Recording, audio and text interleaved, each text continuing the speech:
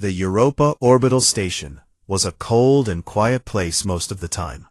It floated above the icy moon like a steel needle hanging in the dark, and the people who worked there had long grown used to the silence. Cargo ships came and went. Sensor arrays blinked in the dim light of distant stars. Shift changes happened on schedule. Nothing unusual ever happened at Europa Station. It was the kind of post that military officers were assigned to when the higher command wanted them nearby, but out of the way. Colonel Nathan Cole had been stationed there for 11 months. He was a broad-shouldered man in his mid-40s, with close-cut gray hair, and a habit of arriving to his post an hour before his shift began. He had served in 3 frontier skirmishes before humanity joined the Galactic Concord, and he had spent the year since doing exactly what he was told, which was to patrol, to report, and to cause no trouble. He was good at the first 2. The third one was about to become impossible. It was a Tuesday morning by Earth's calendar when the signals started arriving from Calum IV. The first one came through the standard relay and was flagged as a civilian emergency broadcast. Cole's signals officer, Lieutenant Dana Voss, pulled it up on the main screen without much urgency. Civilian emergencies happened on colony worlds fairly often. Equipment failures, medical crises, weather events. She expected to see a request for a supply drop or a medical ship. What she saw instead made her go completely still. The feed was broken and full of interference, but the images were clear enough. Buildings were burning. Not the kind of burning that came from accidents, the kind that came from weapons. Structures were collapsed inward, their walls blown out, their rooftops caved in by something that had hit them from above. The streets between them were empty, except for smoke. Then a third. Then they started arriving faster than the system could sort them. Dana called Cole into the room with a single word. "Sir." He stood behind her and watched the screen for nearly 2 minutes without speaking. His face did not change expression in any visible way, but the people in the room who knew him well noticed that his hands, resting on the back of her chair, had gone white at the knuckles. Calum 4 was an agricultural colony, home to just under 2 million human settlers. It was not a military installation. It had no fleet presence, no orbital weapons platform, and no defense garrison worth mentioning. Its people grew grain and raised livestock and sent their children to small schools built from prefabricated panels. It was the most ordinary kind of human world imaginable. Dana worked for the next hour to reconstruct the partial visual feeds. The satellite network above Calum 4 was being destroyed piece by piece even as she worked, and each feed she managed to pull through was shorter than the last. But what she recovered was enough. It was more than enough. The Vreth Dominion's forces were on the ground. Everyone in the room recognized their machines immediately. The wide, low-slung armored vehicles, with the curved forward plates and the triple-barrel energy arrays mounted on rotating platforms. They were moving through farming settlements in long columns, and behind them there was nothing standing. Not a barn, not a house, not a water tower. And the people, long lines of unarmed settlers being marched in one direction by Vreth soldiers wearing full combat gear. The settlers had their hands visible. Some of them were carrying small children. None of them were armed. They were walking because they were being forced to walk, and ahead of them the automated Vreth earth movers were digging long flat trenches in the dark soil of Calum 4's farmland. Cole turned away from the screen and walked to the corner of the room. He stood there for about 10 seconds. Then he walked back. "Get me the Concord emergency line," he said. "Priority 1. Right now." The connection was made within minutes. Cole transmitted everything, every recovered image, every audio fragment, every coordinate Dana had been able to pin down. He spoke clearly and without emotion, and requested immediate intervention under Article 9 of the Concord's Mutual Protection Framework, which technically applied to all member species and their civilian populations. The response came back in just under 3 hours. It was a procedural acknowledgement. The Emergency Council required 48 standard cycles to convene, verify the evidence, and reach a deliberation threshold. 48 standard cycles translated to roughly 9 Earth days. Cole read the response. He set it down on the console. He did not say anything for a long moment. Dana, still at her station, turned in her chair and looked at him. She was 29 years old, and she had never seen actual combat. But she was sharp in a way that went beyond her training, and she understood immediately what the response meant. It meant that 2 million people on Kalem 4 would be dead long before the Council finished its paperwork. On Earth, in a house on the outskirts of Flagstaff, Arizona, a man named Leon Mercer was sitting in his kitchen, drinking coffee, when the news broke on the civilian broadcast networks. The Concord-controlled channels said very little.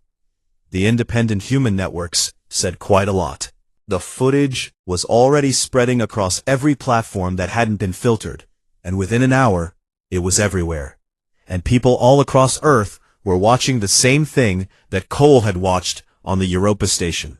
Leon Mercer was 67 years old and retired. He had the kind of face that had been worn down by decades of difficult rooms and hard decisions, until it was calm in a way that looked almost like coldness, but wasn't. He had been the one to write the original framework that brought humanity into the Concord. He had sat across the table from 17 different species during those negotiations, and he had always believed, genuinely and without reservation, that the framework would protect human lives.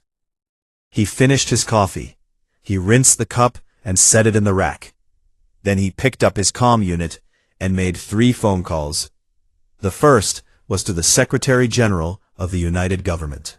The second was to the Director of the United Earth Defense Force.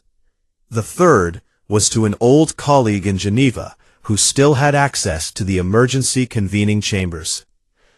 By the following morning, Mercer was on a shuttle. Back on the Europa station, Cole had not slept. He was standing at the long viewport that looked out over the curved white surface of the moon below. And he was doing the kind of thinking that a person does when they have already made a decision and are simply working out the shape of it. Dana had gone off shift 2 hours ago, but she had not left the operations room. She was still at her station, still pulling fragments of signal from Kalem 4, still trying to find any evidence that someone down there had survived. The Concorde had been built, Cole was beginning to understand, not to protect humanity, but to manage it. To keep Earth's growing military capacity pointed at empty space, rather than at anyone who mattered to the species that had been running the galaxy long before humans learned to build ships. The Council needed 9 days. The people of Kalem 4 did not have 9 hours. Cole straightened up from the viewport and walked back to the center of the room. He looked at the clock on the wall. He looked at the mission board, showing the positions of every ship under his command. Then he looked at Dana and said, "Wake up Commander Price. Tell him I need him in the operations room in 10 minutes. And tell him to bring the fleet activation codes." Dana looked at him for exactly 1 second. Then she picked up her comm unit and made the call. Commander Aaron Price was a tall man with a long face, and the kind of calm that came not from easy living, but from years of deliberate practice. He had served under Cole for 6 years, and in that time he had developed a fairly accurate internal sense of when his commanding officer was about to do something that would make the higher command very uncomfortable. That sense was active and loud when he walked into the operations room at 3 in the morning and saw Cole standing at the mission board with a light in his eyes that Aaron had only seen once before, during a border skirmish near the Kepler relay stations 4 years ago. Cole briefed him in less than 5 minutes. He showed him the footage. He showed him the Concorde's response. Then he told him what he intended to do. Aaron stood quietly through all of it. When Cole was finished, Aaron said, "I'm going to log a formal objection, for the record." "I expected that," he said. "I'll have the jump calculations ready in 40 minutes, Aaron said. He was ready in 35. The 3rd Expeditionary Battle Group was 11 warships, originally assigned to routine patrol work and light interdiction duties. They were not the most powerful fleet humanity had ever assembled, but they were crewed by people who knew their jobs, and they were fueled and armed and ready. By the time Cole gave the order to move, every ship was already running pre-jump checks. They came out of jump at the edge of the Calum 4 system, in tight formation, sensors running hot. And what they found was exactly what the fragmentary feeds had suggested. 14 Vreth Dominion ships were in orbit, around the colony world. Below them, the surface was still burning, in a dozen different locations. The Vreth ships were large, configured for orbital fire support and troop delivery, rather than fleet combat.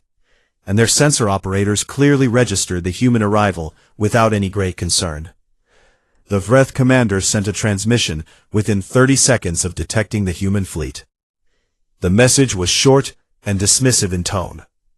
It stated that the action being conducted on Calum 4 was an internal matter of the Vreth Dominion, and that Earth vessels were advised to withdraw from the system immediately to avoid an unfortunate misunderstanding.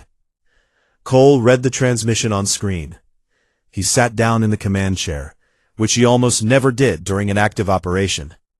He typed his reply himself, rather than dictating it to the comm officer. It was 8 words long. You had your warning. We are the warning. Then he looked at Aaron, and said all ships, weapons free, prioritize their orbital suppression platforms and troop carriers first. What followed lasted 41 minutes. The Vreth force was well armed, but it was positioned for ground support, not fleet engagement. Their ships were facing the planet, their weapons angled downward, their crews organized around the task of coordinating surface operations, rather than defending against an attack from above. They were not expecting a fight. More importantly, they were not expecting the kind of fight that the human ships brought to them. Human warships did not fight the way most Concord species fought. Other species favored a formal engagement pattern, a kind of structured back and forth that bore some resemblance to the way their diplomatic traditions handled disputes. There were warning shots, there were intervals, there were pauses that functioned almost like punctuation. They picked their targets, coordinated their fire across the formation without delay, and they committed. The first Vreth vessel was disabled before its crew had finished reading Cole's reply. The second was destroyed before the first had finished venting atmosphere. By the time the Vreth commanders had reorganized enough to mount a coherent response, they had already lost 6 of their 14 ships, and the remainder were too scattered and too damaged to form a defensive line. 41 minutes after the first shot, there was not a functioning Vreth vessel in orbit above Calum 4. Cole immediately authorized ground insertion teams. Captain Claire Holt led the first wave down in armored shuttles, her teams moving fast through the smoke and wreckage of the farming settlements, following the coordinate data that Dana had reconstructed from the satellite feeds. They found survivors in basements and root cellars and irrigation tunnels, people who had hidden in the dark and stayed still and waited. They found more than anyone had expected to find, and fewer than anyone had hoped. Claire Holt was a compact, quiet woman who had been in the Defense Force for 12 years and who communicated almost entirely through very short sentences and very direct eye contact. When her teams pulled a group of 63 survivors out of a collapsed grain storage facility, and the oldest among them, a woman in her 70s with dust in her hair, looked at Claire and said, "We didn't think anyone was coming." Claire looked at her and said, "We came." Then she got back on the comm and called for more shuttles. Back on Earth, Leon Mercer was already standing in front of the emergency session of the United Government when news of the Battle of Calum 4 came through. The footage from the colony had been playing on screens around the world for over 24 hours, and the public mood was not quiet. Mercer had not come to ask for a debate. He had come to present a declaration of war against the Vreth Dominion, and to request that it be ratified within the hour. There was a brief procedural argument from 2 delegates who wanted more time for deliberation. Mercer listened to them with great patience and then said very quietly that deliberation was a luxury that the people of Calum 4 had not been offered, and that he suspected the full government would like to be on the right side of history before history finished writing itself. The vote took 11 minutes. It was unanimous. Across the galactic concord, the reaction to these events was something between surprise and unease. Several species issued formal statements expressing concern about unilateral military action. 1. A delegation of the Sorathi, a species known for their extensive archives of interstellar history, quietly pulled up the files on humanity that had been sitting untouched in their database since Earth's entry into the Concord, and began reading them with considerably more attention than they had paid before. What they found was not reassuring. Humans had a recorded history of warfare that stretched back further than most Concord species had records of any kind. They had fought with every conceivable tool, from sharpened rocks to weapons capable of sterilizing entire continents. And across all of that time, they had never once managed to destroy themselves. Every catastrophe had been survived. Every defeat had been answered. Every attempt by one group of humans to finish off another had produced eventually a recovery and a counter-effort that made the original conflict look modest by comparison. A species that had spent its entire existence at war with itself and had never lost was not a species to dismiss. It was a species to be very, very careful with. The Sorathi diplomat who finished reviewing the archive sent a brief message to her government's council. It said only, "The humans have decided. We should not be in their way." Cole did not know about that message. He was still at Calum 4, overseeing the final stages of the survivor extraction and reviewing the sensor logs from the battle. He was not celebrating. He was thinking about what came next. The Vreth Dominion was not 14 ships. It was an empire. And empires did not respond to embarrassment quietly. He called Aaron into the command room and told him to start preparing long-range deployment plans. Aaron asked how far out Cole wanted to think. Cole looked at the map of the outer spiral arm, spread across the table between them, and said, "As far as it takes." Aaron nodded and got to work. The War College at Colorado Springs sat at the foot of a mountain range that had been watching human history for longer than any building standing near it. It was a serious place, full of serious people, and in the 6 weeks following the Battle of Calum 4, it became perhaps the most active institution on Earth.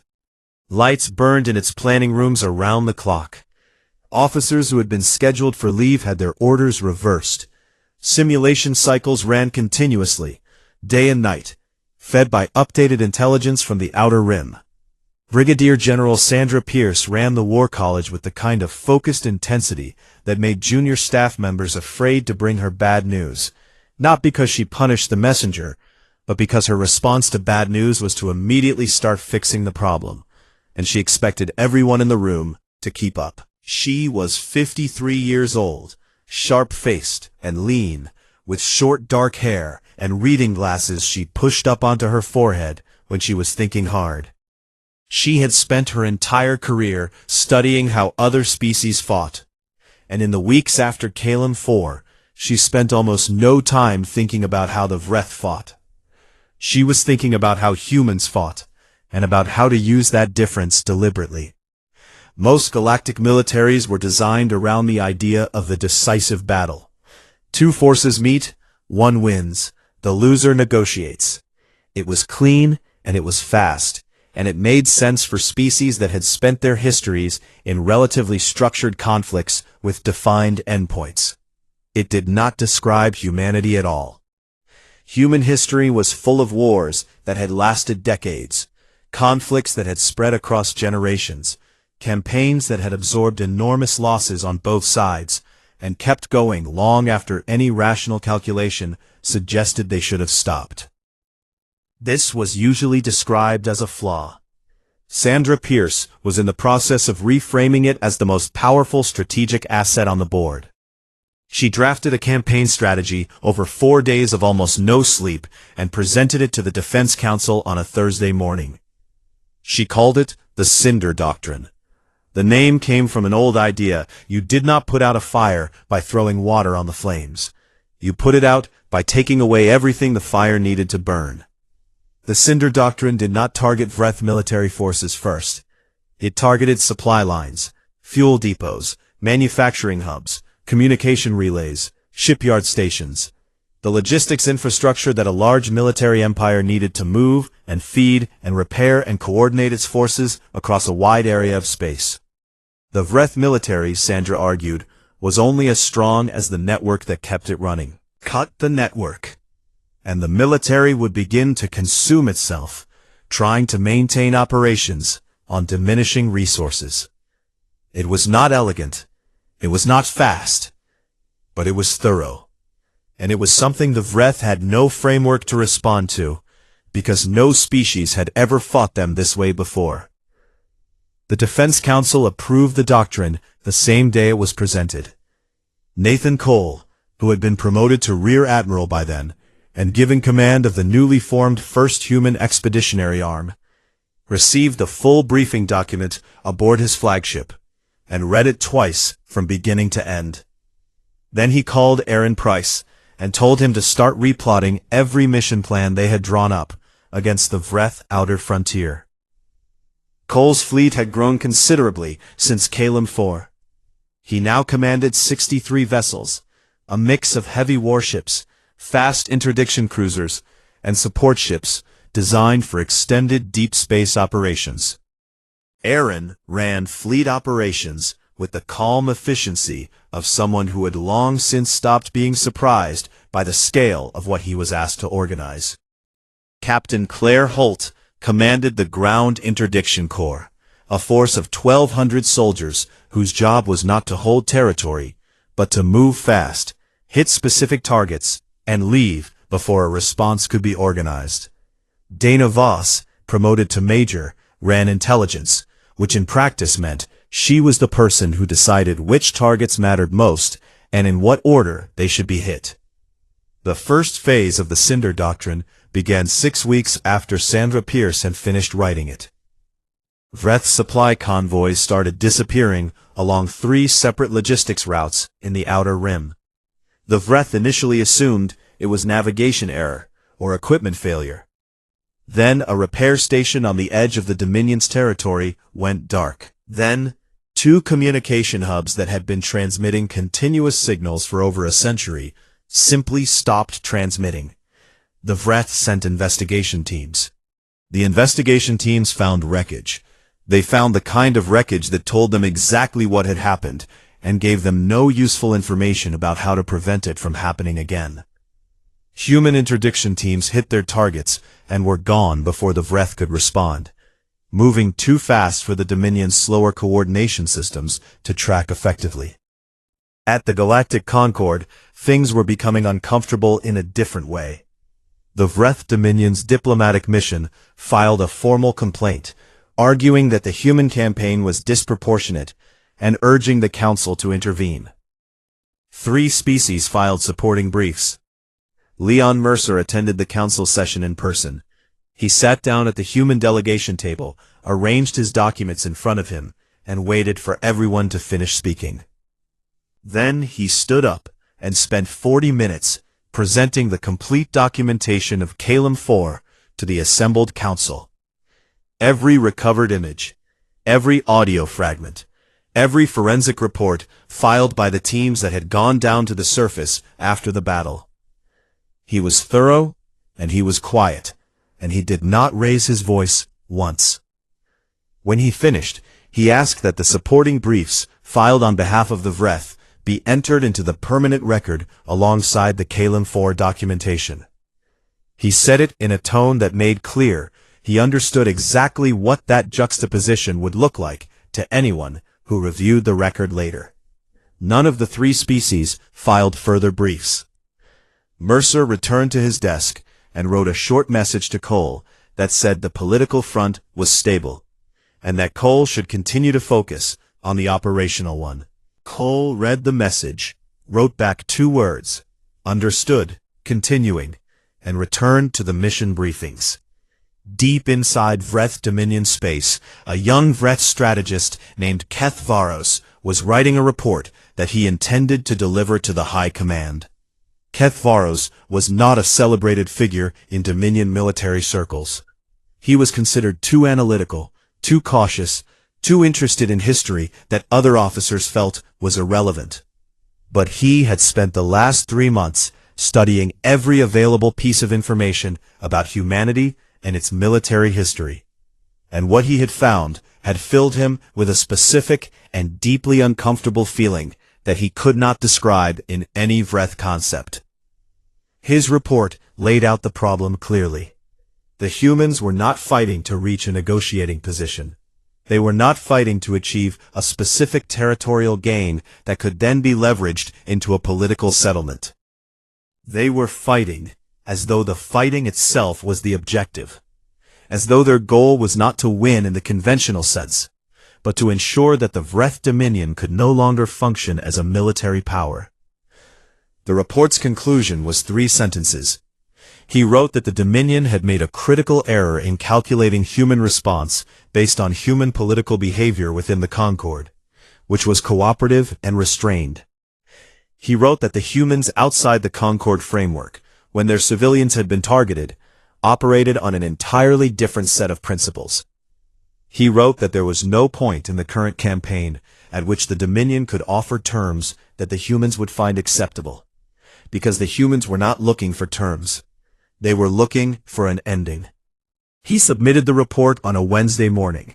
It was reviewed by a junior logistics officer, stamped as low-priority analysis, and filed in a secondary archive. Keth Varos was reassigned to a Border Patrol coordination post 2 weeks later. The Cinder Doctrine continued. Supply lines kept going dark. Repair stations kept falling silent. The Vreth military, spread across dozens of systems, began to feel the tightening pressure of diminishing resources. Without being able to identify a single front it could reinforce to relieve that pressure. It was like trying to stop a flood by pushing back at the water with open hands. Sandra Pierce, reviewing the progress reports in her office at Colorado Springs, looked at the operational map and said nothing for a long time. Then she wrote a single line in her notes. "We are ahead of schedule." She underlined it twice, pushed her glasses up onto her forehead, and moved on to the next briefing. 14 months into the war, the Vreth Dominion's High Command made its boldest decision since the attack on Kalem 4. It was also, though no one in the High Command understood this yet, its last meaningful one. The plan was called Operation Deep Sting by the Vreth commanders who designed it. The idea was straightforward. The human campaign had been slow and systematic, eating away at the Dominion's infrastructure piece by piece over more than a year. The Vreth could not stop it at the edges because the humans moved too fast and struck too unpredictably. But the High Command believed it knew the one thing that could stop it entirely. Every military campaign needed a home. Every force, no matter how mobile and aggressive, needed a place it was fighting to protect.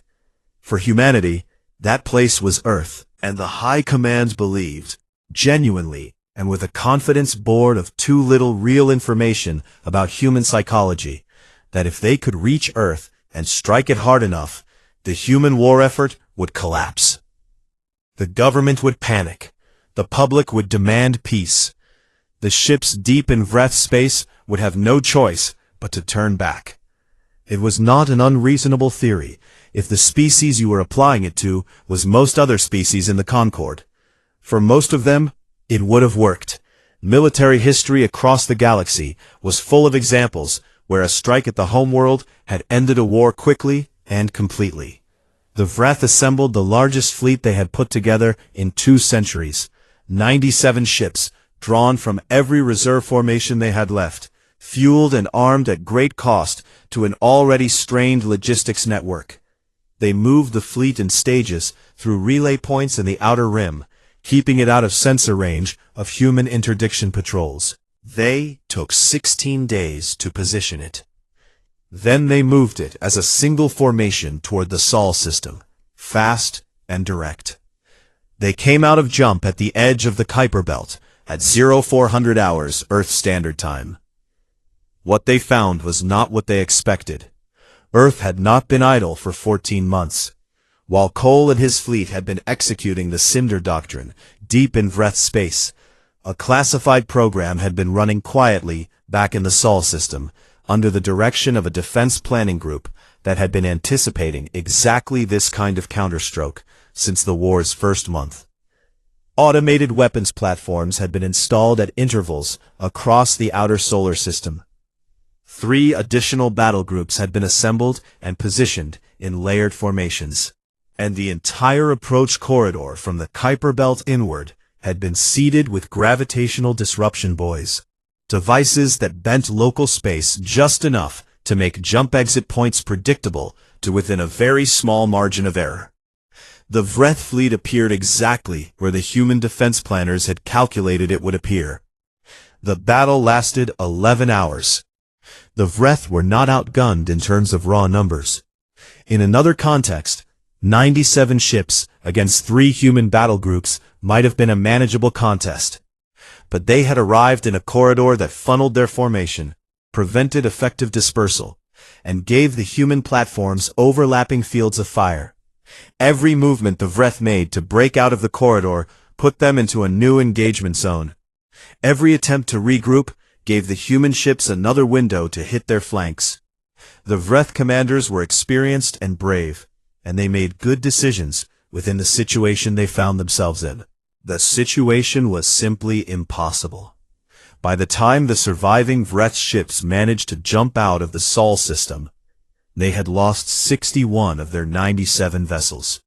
3 human ships had been destroyed. 14 were damaged.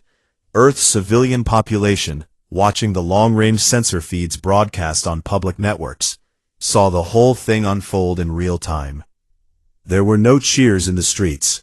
People watched quietly, and when it was over they went back to their lives with an expression that many of them could not easily name. It was something like the feeling that comes after you have been bracing for a blow and it has not landed the way you feared. The after-action report reached Cole in deep space 2 days later. He was in his bunk, still in his uniform, asleep for the first time in 30 hours, when his aide knocked and told him there was a priority transmission. He read the report, sitting on the edge of his bunk, with his feet on the floor and his eyes moving through the data without expression. When he finished, he sat still for a while. The Vreth had tried to end the war in one move. That meant they no longer believed they could win it the other way. That meant the long, grinding work of the Cinder Doctrine had already done what it was supposed to do. The conventional military balance had already shifted past the point of recovery for the Dominion. What remained was a question that Cole had been turning over in his mind for weeks, and which was now urgent. He called a private session with Dana and Claire, and the 3 of them sat in the small briefing room off the main corridor for 6 hours, going through intelligence summaries and operational projections, and saying relatively little out loud, because most of what needed to be considered did not benefit from being spoken too quickly.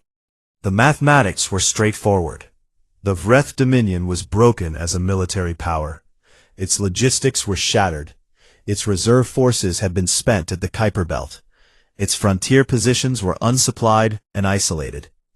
With another 2 months of sustained operations, the human fleet could push deep into the Dominion's core systems, without facing any organized resistance worth the name. At that point, the question was not whether they could finish it. The question was what finishing it meant. Claire said, very simply, that there was a difference between winning and burning the place down to gravel. She said that she had spent months pulling survivors out of the wreckage of what the Vreth had done, and that she was not sentimental about the Dominion, but that she was going to say this clearly and only once. She had not signed up to become what she was fighting against. Dana said that the intelligence picture showed something that had not been widely reported up the chain. There was a significant internal opposition movement inside the Dominion that had been trying to make contact with Concord intermediaries for months. It was composed primarily of Vreth who had opposed the Calum 4 operation from the beginning, who had been silenced by the High Command, and punished in some cases for speaking out. They had structure and leadership, and they were watching the war's outcome very carefully. Cole listened to both of them without interrupting. When they finished, he looked at the table between them and was quiet for what felt like a long time. Then he said that he needed to make two things happen simultaneously. He needed the military pressure to continue, because the moment it eased, the hardliners in the Dominion High Command would use the breathing room to reorganize, and the opposition movement would be suppressed again. But he also needed someone to find out if there was a door being held open somewhere in the Dominion's government. A door that led somewhere other than the bottom. He drafted a classified message to Leon Mercer. It was 3 sentences long. The last sentence read, "Find out if there is anyone left in their government who can sign something." Then he told Aaron to maintain operations at current tempo. No escalation, no reduction. The pressure stays exactly where it is. Aaron acknowledged the order with a nod and left the room. Dana sat for a moment longer before following him out. At the door, she stopped and looked back at Cole, still sitting at the table, still looking at nothing in particular, with that expression he got when he was working something through. "For what it's worth," she said, "I think you're asking the right question." Cole looked up at her. "Let's see if we get the right answer," he said. She left. He pulled the operational map back up on the table screen and began to study it again. Leon Mercer received Cole's message on a Thursday evening and spent the better part of the night sitting in his office in Geneva, reading a report that had been sitting in his inbox for 2 weeks. The report had been written by a young civilian analyst named Grant Ellis, who worked in the Foreign Affairs Directorate and who had been doing something no one had officially asked him to do. While everyone else in the Directorate was tracking military movements and diplomatic fallout, Grant had been quietly compiling a demographic and social study of the Vreth civilian population throughout the course of the war. Grant was 26 years old, thin-faced, and slightly disheveled in the way that people get when they are too interested in what they are doing to pay attention to anything else. He had never served in the military. He had no background in strategy or intelligence. What he had was a habit of asking questions that seemed beside the point, until suddenly they were exactly the point. His report documented, in careful detail, an internal opposition movement inside the Vreth Dominion that had been growing in size and organization for over a year. It was not a fringe group. It was composed of academics, former government officials, lower-ranking military officers who had refused to participate in the Calum 4 operation, and a significant portion of the Vreth civilian population that had watched the war devour their empire, and had been saying in quiet ways that required some digging to find that the High Command had brought this destruction on them by committing an atrocity that never should have happened. The movement had a name, it had structure. It had, at considerable personal risk to the individuals involved, been attempting to reach Concord intermediaries through back-channel communications for 3 months. Mercer read the report twice. Then he read it a third time. Then he picked up his comm unit and called Grant Ellis at home. Grant answered after 4 rings, sounding like someone who had been asleep, but was trying not to sound like someone who had been asleep. Mercer asked him a single question. "Are these people reachable?" Grant said yes. He said he had already identified 3 potential intermediary paths and had been waiting for someone senior enough to authorize using them. Mercer told him to consider it authorized and to start moving in the morning. What followed over the next 6 weeks happened quietly and almost entirely out of view of the public, the Concord Council, and most of the people inside the United Earth government itself. Grant Ellis, working from a small office with 2 assistants, made contact through a Concord neutral intermediary with the leadership of the opposition movement. The conversations were careful and slow, and required an enormous amount of patience from everyone involved, because the situation on the Vreth side was genuinely dangerous, and one wrong step could get people killed. But the conversations happened, and they led somewhere. The Vreth Dominion's High Command surrendered formally in the 22nd month of the war. The ceremony took place aboard a Concord neutral station, a large ring-shaped facility in open space, well away from any contested territory, in a room that had been designed specifically for events of this kind. 11 Concord species sent delegations to observe. Earth's delegation was led by Leon Mercer, who sat at the center of the table in a dark suit and watched the Vreth High Command officials sign the documents with the same expression he wore in every difficult room, which was an expression of complete attention and absolutely no triumph. The terms had been negotiated over 3 weeks of back and forth that had tested everyone involved. Mercer had held firm on 2 points above all others. The War Crimes Tribunal was non-negotiable, and the reparations were non-negotiable. Everything else had room. On those 2 points, there was none. The Vreth delegation had pushed back hard on both, and Mercer had listened carefully to every argument, and then returned, each time, to the same position. Because he knew that those 2 points were the ones that would determine what Calum 4 ultimately meant in the long record of history. The terms that were finally signed required the Vreth to cede 3 contested border systems. They established a joint war crimes tribunal to be administered by Earth and the Concord, which would ultimately prosecute 41 high command officers responsible for Calum 4, and 17 other atrocities documented during the course of the war. Reparations were structured over 30 years at a level that would be difficult, but not impossible for the Vreth economy to sustain. And the transitional government that took power in the Dominion within 6 months of the surrender was drawn largely from the opposition movement that Grant Ellis had found in the pages of his overlooked report. Cole attended the tribunal proceedings as a witness. He was asked to testify about his observations at Calum 4 and about the decisions he had made from the first moment the distress signals had arrived. He testified for 3 days. He was precise and thorough, and gave complete and accurate answers to every question he was asked. He did not editorialize. He did not seek sympathy. He described what he had seen and what he had done and why. On the final day of his testimony, the lead tribunal judge looked at him and asked what he believed the purpose of the war had ultimately been. Cole was quiet for a moment.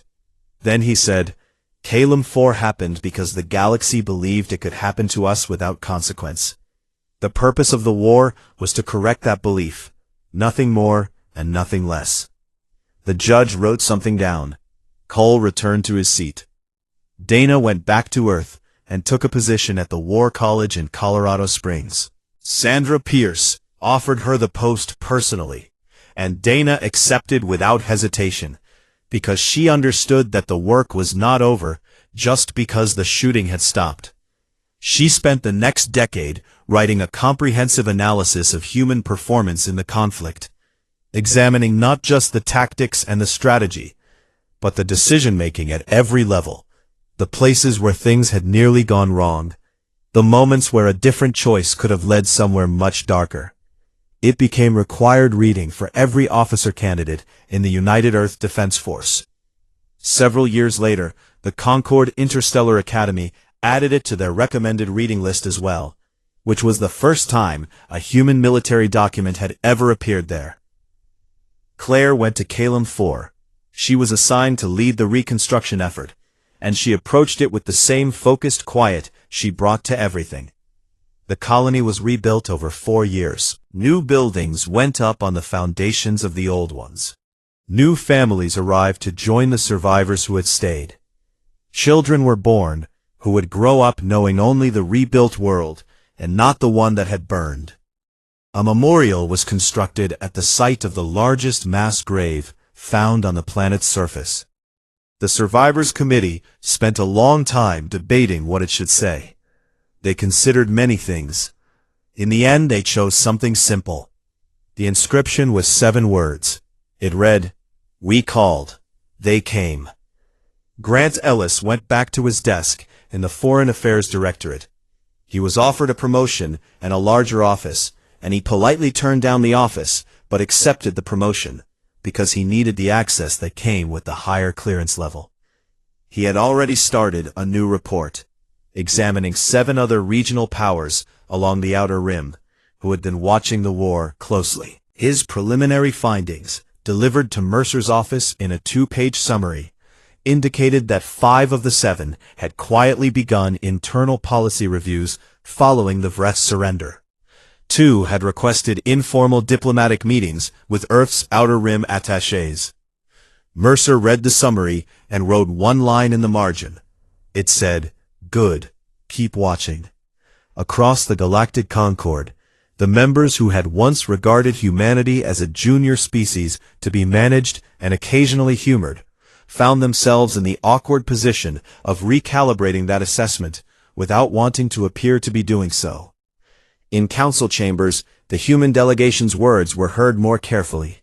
In military planning sessions, other species began factoring human doctrine into their own frameworks. In diplomatic circles, the old casual dismissiveness had become very rare, and when it did surface, it was usually from someone who clearly had not been paying attention. A phrase began to move quietly through certain channels. It was spoken in low voices, not out of fear exactly, but out of the particular kind of respect that requires no performance. No one was certain where it had originated. By the time most people heard it, it had already been repeated enough times in enough different languages that tracking it back to a single source was impossible. It appeared in Concord archives and private correspondence and the margins of intelligence reports. It surfaced in the journals of diplomats and the training manuals of military officers from species that had watched the war from a careful distance. It was 4 words long. Do not wake them. Leon Mercer heard it for the first time from the Sarathi diplomat at a reception in Geneva, spoken quietly and with a small nod in his direction that carried more meaning than most speeches he had sat through in 40 years of public life. He acknowledged it with an equally small nod and moved on to the next conversation. On the flight back to his house in Flagstaff that night, he looked out the window at the lights of the city below and thought about the morning, 14 months into the war, when he had stood in front of the United Government and given a speech that no one had asked him to give. He thought about the kitchen in Flagstaff and the coffee cup and the 3 phone calls. He thought about 2 million people who had been building a life on a world they had chosen, and about a memorial with 7 words on it. He did not think that what had happened was a good thing. He thought that it was a necessary thing, which was different, and that the difference mattered, and that remembering the difference was perhaps the most important job that any of them had going forward. The lights of the city moved below him and disappeared as the shuttle carried him home.